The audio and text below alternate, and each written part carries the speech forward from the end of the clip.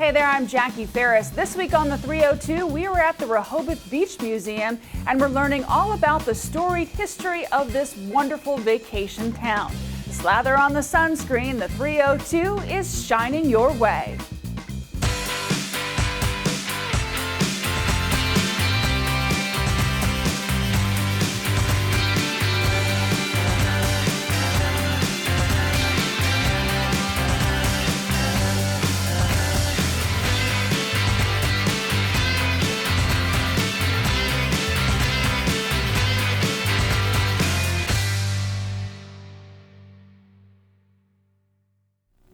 Every year, hundreds of thousands of people visit Rehoboth Beach with their families, but do they know the history behind it, or are they just here for some fun?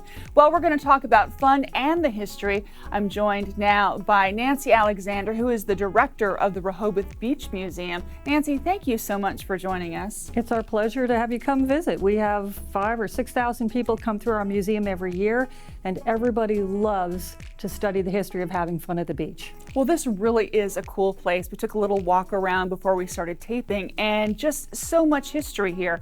But perhaps not everyone is aware of the original history of Rehoboth Beach. Can you tell us a little bit about that? Well, the history of this area goes back thousands of years, back to the Native Americans, and also this was farmland. People farmed much closer to the ocean than you think they might have farmed. At one point, a reverend from Wilmington came down, purchased farmland, and started a religious camp meeting association. What that meant was that people worshiped from sunrise to sunset, and that went on for about 20 years, and after that ended, people said, gee, there's so much here, we just want to continue to have fun. And you'd be surprised, the same things we do today are the things people did 100 years ago. So when people come to visit, they can see things like you have a recreation here. Can you tell us a little bit about the exhibit right behind us? When the Camp Meeting Association was formed approximately 150 years ago, people built small cabins. They were called tent houses because originally people worshiped in rural areas in tents. But that got a little bit hard to do after a while, and so small tent houses were built with front porches, and we've got a recreation here. They were very small, didn't have kitchens, and people just visited on the front porch from one house to another. They were built very close together, but they spent most of their day in worship. And again, after the camp meetings ended, people built larger houses and just decided to come here and have fun. And they certainly did. When you go from this room into the next room, you have a gorgeous exhibit that talks a little bit about the various beachwear. And you know, the thing that's always fascinated me about the origin of the bathing suit is just how cumbersome and how many layers. It's not really a bathing suit as much as it is a torture device, I think. Well, that's a good way to put it. A fully wet, complete bathing outfit with stockings, shoes, cotton undergarments, bloomers, and an overdress. When that entire outfit got wet in the ocean, it weighed as much as 30 pounds. So that's the origin of the word bathing suit rather than swimsuit, because you sort of dunked in the water. And especially for women, swimming was not ladylike. So it was only until much later that outfits that we wear to the beach were called swimsuits, because for women were not supposed to swim. It was not ladylike. But we've got some fantastic suits on display going from 1930 up to 1960. And you also have an exhibit that deals with a very special anniversary of the Beach Patrol. Can you talk about that? In 2021, our Beach Patrol was 100 years old. So they're celebrating this year, obviously, because of all the things that were happening during COVID.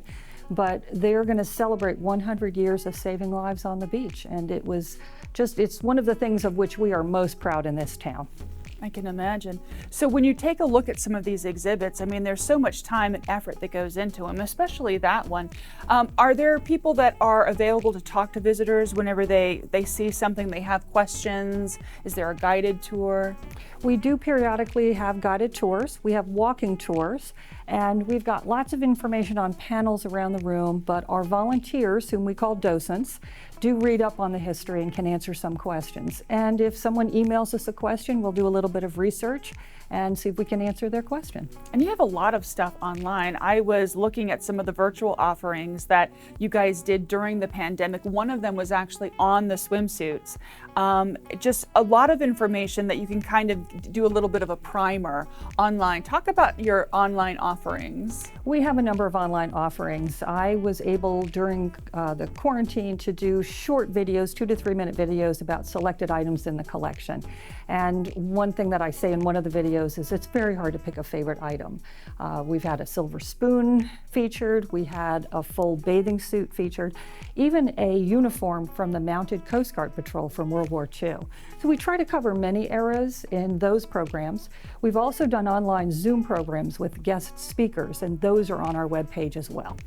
So you mentioned your favorite item. You did say it was the spoon. So can you tell us a little bit about this spoon as kind of a warm up to someone going to the website and watching your presentation?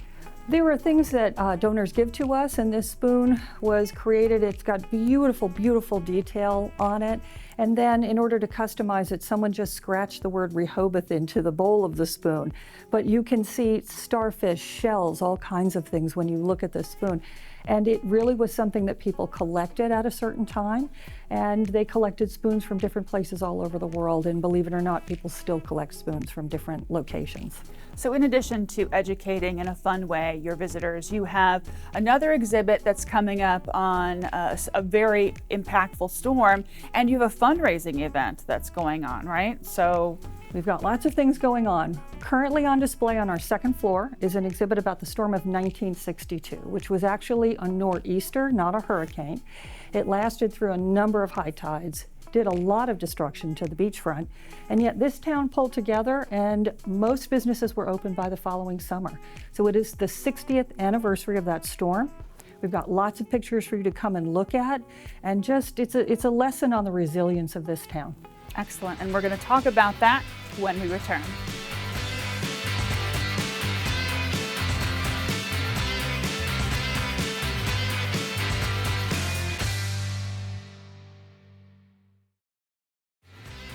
Hi, my name is Kathy Parado, and I'm the Public Engagement Manager at the Delaware Museum of Natural History, and I love the creatures that we get to meet on the 302. Welcome back. We are now in the upper gallery, and we're talking about a storm like no other, which basically talks about a 60-year-old storm that was devastating to Rehoboth. Is that right? Yes, in 1962 in March, this past weekend, there was a great Atlantic storm, and it lasted through several high tides, did a great amount of destruction to the beachfront here. So the beachfront that you see now is a result of rebuilding after that storm. And I think the amazing story is that even after such a devastating storm, everyone pulled together in town, and the town was basically open again by the following summer. So let's go back. What was it like then? How many people lived here? Was it as big a destination as it is now? That kind of thing. Well, since 1962 was after the Chesapeake Bay Bridge was built, yes, Rehoboth saw lots of traffic during every summer. And there were always people coming here for the summer. It would have been very busy the summer before. And when the storm hit, it was just devastating. Buildings toppled over, the boardwalk was gone. One of the things I love about this exhibit is that it includes quotes from oral histories that we've done before. And one of the quotes we have from a Mr. Bill Burton is, "The boardwalk was gone, it was nothing but toothpicks." And so the fact that the town pulled together, rebuilt the boardwalk, and got everything running again that summer is just an amazing story. And these pictures are taken by historians or regular folks, or? It's a mix. It's newspaper photos, photos from individuals. We're given photos from the storm of 62. So many people went out on the beach and took pictures. So many people described the destruction. But we're lucky that people share these memories with us and that we have a chance to put them into a large format. And we actually had a couple here on Friday that were in high school during the storm of 62. They remember it vividly, and they came and they talked about their memories. So the boardwalk was completely just washed away, but a lot of the buildings sustained just incredible damage. Can you talk a little bit about that? Buildings were flattened, buildings were toppled. There were wooden buildings that also were just reduced to toothpicks. And then a building, just one building back from it, one lot back from it was untouched. So it was a variety of spaces that were destroyed. The predecessor to Funland, which was called the Sports Center, that sustained a great deal of damage. So the Rehoboth that you see today is largely a result, especially on the beachfront, of the rebuilding that occurred between March and June of 1962. We also had 2 programs, and we hope to schedule 2 more, of a documentary done about the storm in '62. And we screened that here in our lecture hall, and people got up and shared their memories. There were plenty of people around who still remember that storm. So talk to us a little bit about the documentary. I mean, it obviously goes into depth and speaks to people, but tell us a little bit about the filmmaker and when it was made. And we were fortunate to work with a man named Michael Oates, who has a company called 302 Stories, and he does documentaries about different things that happen in Delaware. He did a documentary a number of years ago, and he was here on Friday, and he was here to introduce the documentary. We screened it in front of an audience, and after it was shown, plenty of people shared their memories. There are still lots of people around who remember the storm of '62 and who walked the beach after the storm came. One story that they tell us frequently is that there was no warning, that there wasn't the Weather Channel at that time, and it wasn't a hurricane, so the Hurricane Warning Center did not tell people that it was coming. It was a nor'easter that lasted through several high tides, and people just didn't know it was coming. It was just amazing. When we think about it today, the strength of that storm not giving advance warning is unthinkable to us. now, there was a gallery that was close to the beach that had just wiped out. Can you talk a little bit about that? There were a number of businesses that were wiped out. Stuart Kingston was an auction gallery. Hotels, the very front part of hotels were just shaved off and dropped right there on the beach. The boardwalk was splintered. People remember fish and starfish on the beach and actually in the streets. There was so much sand dumped that the fire department had to use fire hoses to get rid of it. How many photos are in the exhibit itself? We have approximately 25 photos. A number of them are large scale, so you can walk right up to a large poster-sized photo and see the destruction and the open hotel rooms and the fixtures that are still left inside and those that have fallen into the pool or onto the sand. It really is, while you've captured this history, how much history was lost because of this storm. Was that cumbersome at all to try to recreate, knowing that so much you can't get back? One of the things that we're fortunate to have are lots of people, members of the community, that give us photos.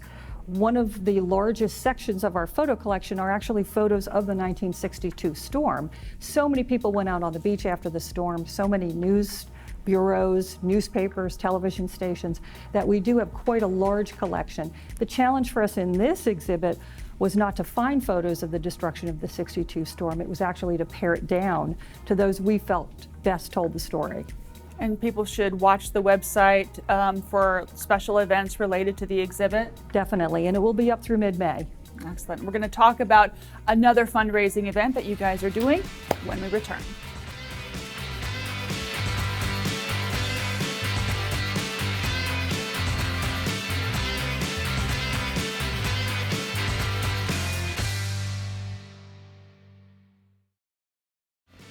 I'm Carol, and I love the 302.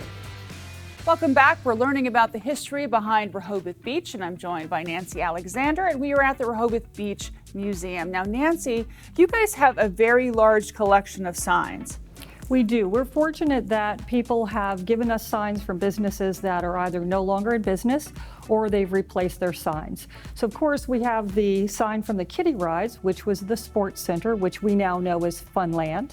We do have a Gus and Gus sign. Of course, Gus and Gus is still in business on the boardwalk, and they replaced their sign, gave us the old one. We're happy to have that. Boardwalk 5 and 10, lots of people remember that. Even the Lord and Hamilton Bed and Breakfast, which was a bed and breakfast, which no longer exists, but it was the house of Reverend Todd, whom we talked about earlier, who founded the Rehoboth Camp Meeting Association. One of my favorites is the Hotel Marvel, which was on Rehoboth Avenue. Everyone knows that now as the Back Porch Cafe. And we have the smaller blue sign from the outside of Dolly's, and we're fortunate to have that here inside. We are running a fundraising campaign because we were given the big orange Dolly sign from the top of the building by the generous owner, Tom Eibach.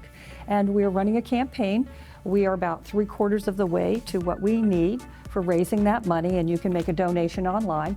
But we will have that orange Dolly sign mounted on the side of the building that you see when you come in Rehoboth Avenue. So it will be just a fantastic way to welcome people to town, and we could not be prouder. A way to welcome people and kind of giving a nod to Rehoboth's rich history. Definitely. Since that sign was put up after the storm of '62, there are people who remember it all the way back until 1962.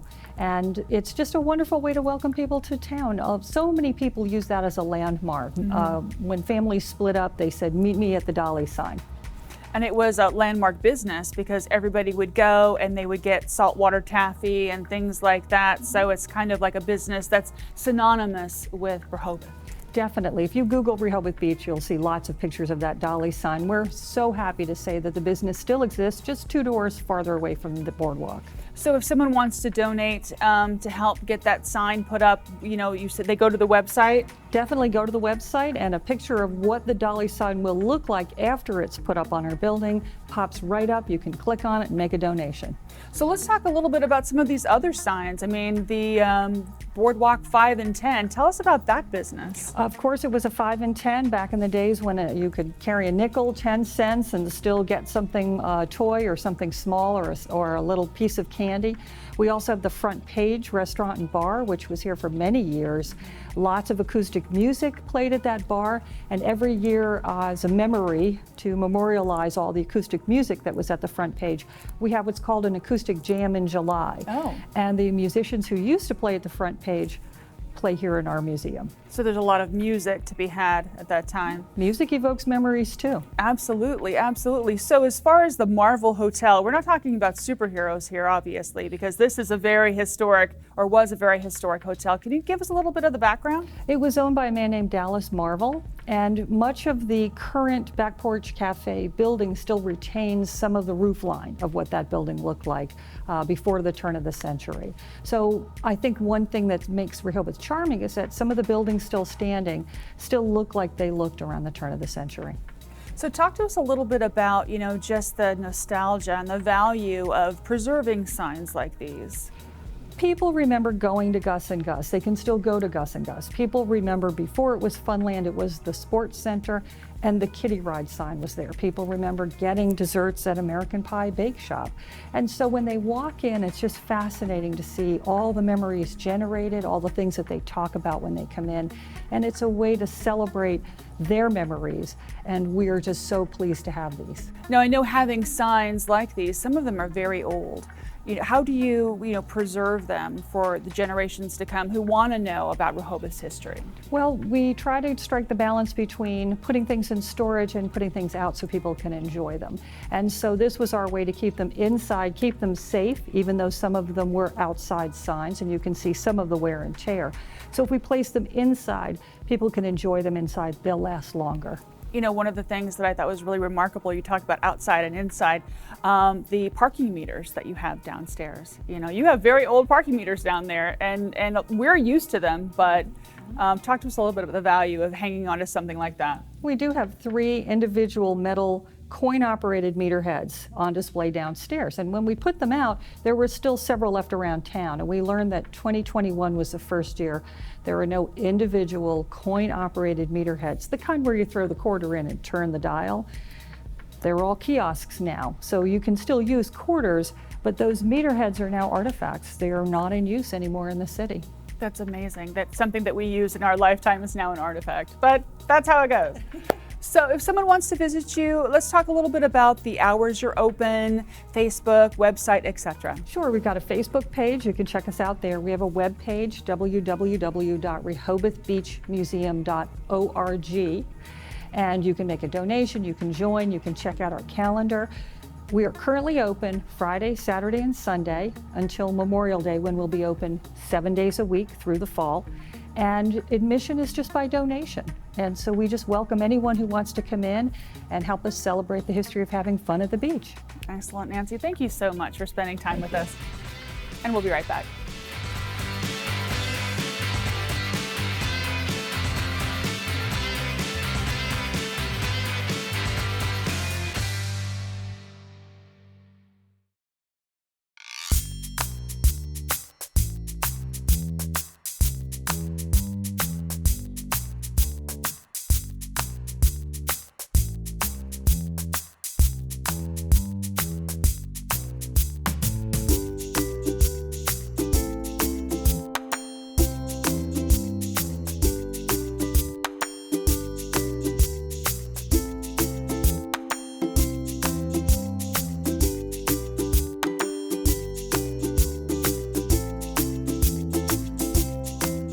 For more information, you can visit RehobothBeachMuseum.org. That'll do it for this week's show. We're going to leave you now with some beauty shots on the beach. Until next time, I'm Jackie Ferris. Tell them you saw it on the 302.